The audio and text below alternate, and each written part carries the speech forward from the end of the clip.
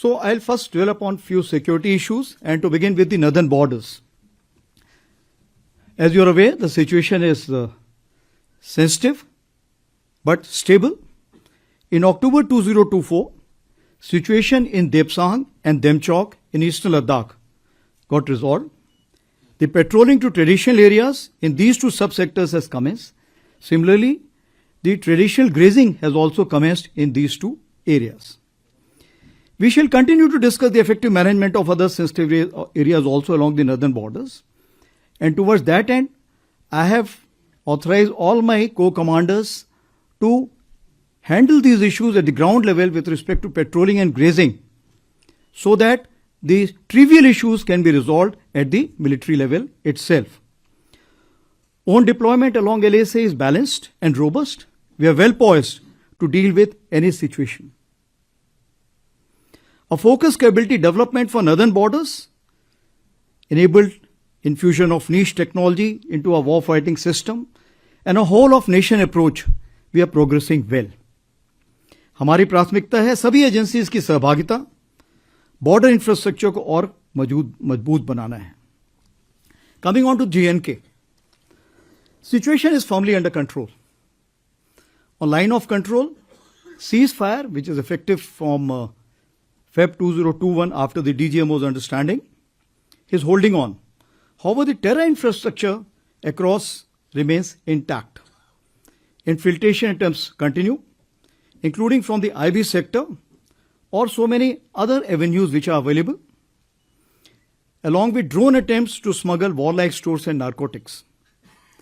In hinterland, in recent months, increased terrorist activities was seen in North Kashmir and Doda-Kishtwar belt.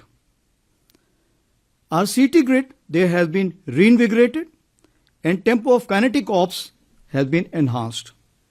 Past year, 60% of terrorists eliminated were of Pakistan origin.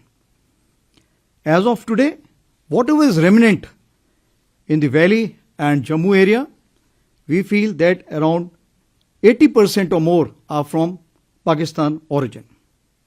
Overall, violence parameters under control, tourism, development activities, Amarnath Yatra, where we witnessed more than 5 lakh pilgrims this time, and peaceful conduct of elections are indicators to a positive change.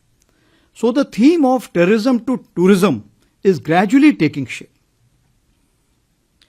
Regards Northeast, overall situation in Northeast is gradually improving. In Manipur, synergized efforts of security forces and proactive government initiatives have brought situation under control. However, cyclic incidents of violence continue.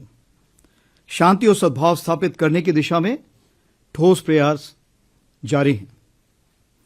Various NGOs and our veterans too are reaching out to the community leaders to give effect to a kind of a reconciliation. Along Indo-Myanmar border, enhanced surveillance and domination is in place.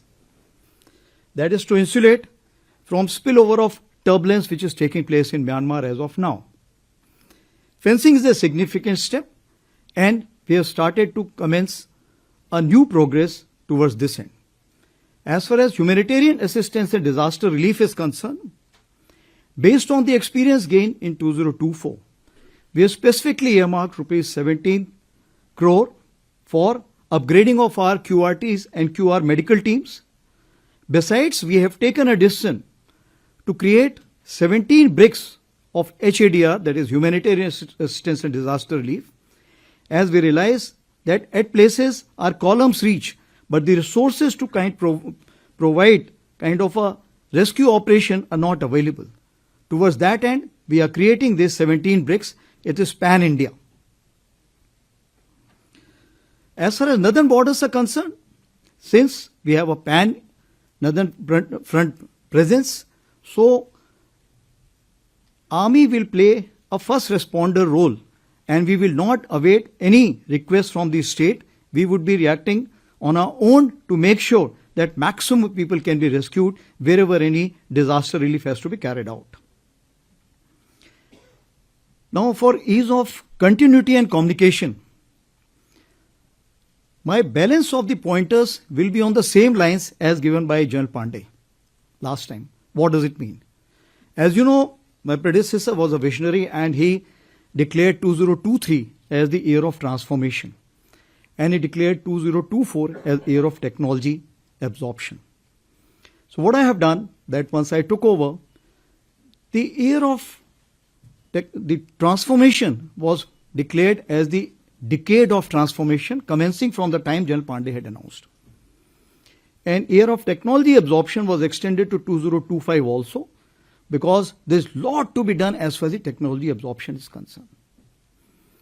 So, year of transformation, since it becomes a decade of transformation, so the pillars remain the same. So I would be covering balance of my update based on those 5 pillars which were given to you by General Pandey.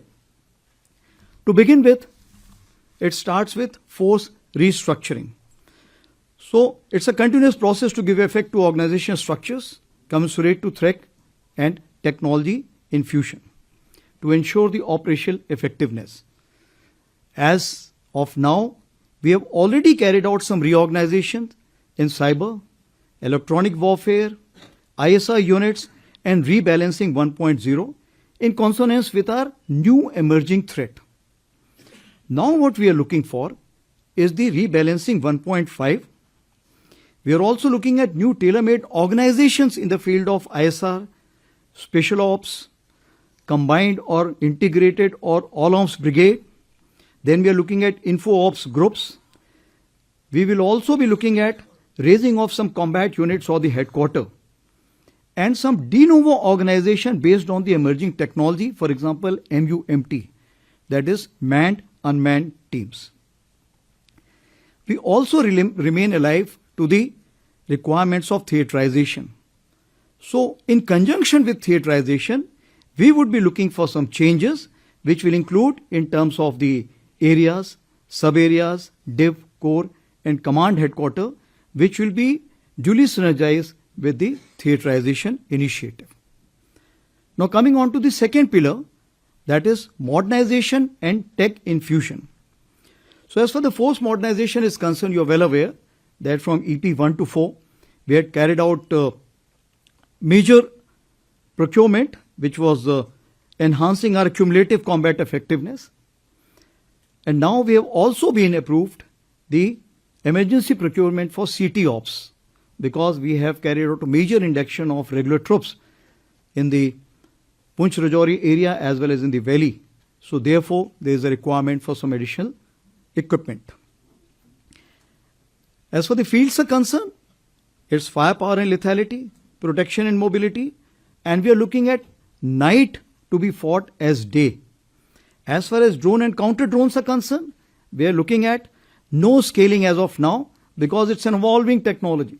So we will need new structures, we will need new kind of drones and new scaling. So based on the operational requirement, we are working towards that. As of now, I call it eagle on the arm for every soldier.